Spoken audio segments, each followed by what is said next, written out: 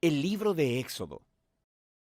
En el primer relato exploramos los capítulos 1 al 18, que nos cuentan la historia fundacional de cómo Dios rescató a los esclavos israelitas, confrontando y derrotando a Faraón, y proveyendo una salida de escape a través de la sangre del Cordero Pascual. Dios, luego, liberó a su pueblo llevándolos a través de las aguas del mar y hacia el desierto, donde sorprendentemente ellos refunfuñaron y se quejaron. La segunda mitad del libro de Éxodo abre con Moisés guiando a Israel al pie del monte Sinaí, en donde Dios invita a la nación de Israel a entrar en una relación de pacto con Él. Aquí llegamos a otro momento clave en la narrativa bíblica, porque está retomando y desarrollando la promesa de Dios a Abraham. Recuerda, en el libro de Génesis Dios prometió que a través de la familia de Abraham, de alguna manera, Él restauraría su bendición a todas las naciones. Y aquí aprendemos más. Dios dice que Israel obedece los términos del pacto. Ellos estarán tan moldeados por las leyes, enseñanzas y justicia de Dios que se convertirán en un reino de sacerdotes.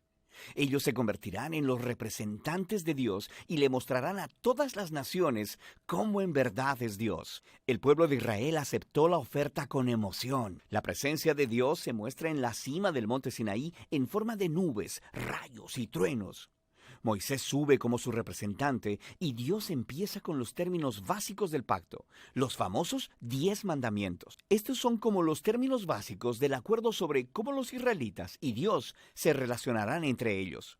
Después de esto, viene otra serie de mandatos que explican los primeros 10 con más detalles. Hay leyes sobre la adoración de Israel, sobre la justicia social, sobre cómo deben vivir juntos. Todo ello para hacer de Israel una nación de justicia y de generosidad diferente de las otras naciones. Moisés escribe todas estas leyes y las trae al pueblo, quien, de nuevo, aceptó gozosamente entrar en este pacto con Dios. Una vez que lo hacen, Dios lleva la relación al siguiente paso. Él le dice a Moisés que quiere que su santa, divina y buena presencia venga y more en medio de Israel, lo cual desarrolla otro aspecto de las promesas del pacto de Dios.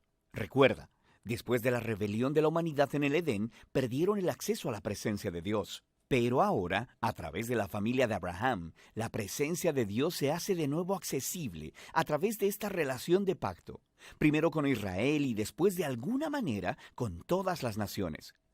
Lo que sigue son 7 capítulos de planos arquitectónicos detallados de esta carpa sagrada llamada el tabernáculo. Hay un patio exterior con un altar.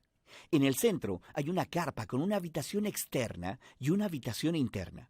Dentro de la habitación interna, que es llamada el lugar santísimo, hay una caja de oro llamada el arca del pacto. Hay esculturas de criaturas angelicales sobre ella. Ese es el centro de la presencia de Dios.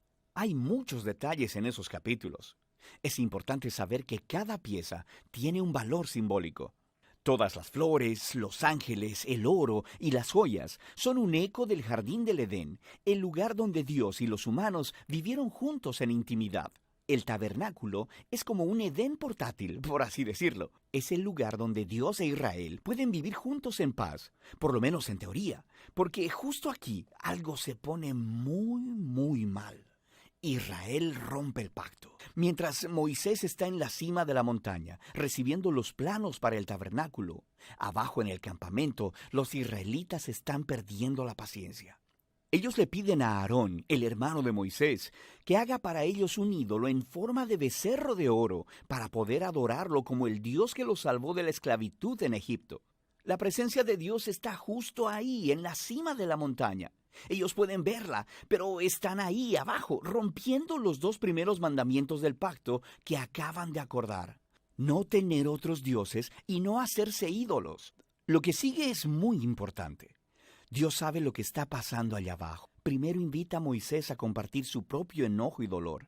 Le dice a Moisés lo que quiere hacer: eliminar a Israel. Pero Moisés intercede apelando al carácter de Dios. Él dice, primero que nada, destruir a Israel significaría retractarte de tus promesas, del pacto con Abraham. Y luego Moisés apela a la reputación de Dios entre las naciones. ¿Qué pensarán si ven que destruyes a tu propio pueblo? Dios acepta la intercesión de Moisés y desiste, aunque sí aplica juicio sobre aquellos que instigaron a la idolatría. Él perdona a la nación completa y promete renovar su pacto. Es en este punto de la historia que Dios, por primera vez, le describe a Moisés su propio carácter. Él dice, el Señor es compasivo y clemente, lento para la ira y grande en su fidelidad al pacto. Él perdona el pecado, pero no tendrá por inocente al culpable. Tenemos esta tensión. Dios es grande en misericordia, pero también, si dice ser bueno, debe lidiar con el mal. Sobre todo, Dios es fiel a sus promesas, aunque esto signifique que sabe que se está comprometiendo con un pueblo que le es completamente infiel. Después de renovar el pacto con Israel, Dios manda a Moisés a construir el tabernáculo. Una vez más, tenemos 5 largos capítulos describiendo en detalle la construcción del tabernáculo. Todo se une en el capítulo final, cuando el tabernáculo es terminado. La divina y gloriosa presencia de Dios viene y se posa sobre la carpa, y nuestras esperanzas son altas. Moisés se dirige hacia la carpa para entrar, y no puede hacerlo.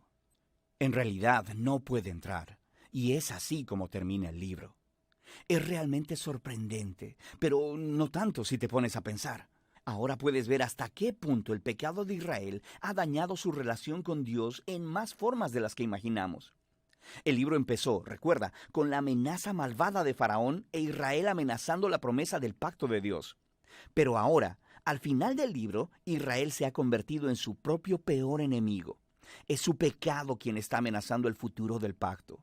Así que la pregunta al final del libro es, ¿cómo va Dios a reconciliar este conflicto entre la santidad y la bondad de su presencia con la corrupción pecaminosa del pueblo de su pacto? La solución de este problema es el tema del próximo libro. Por ahora, ese es el libro de Éxodo.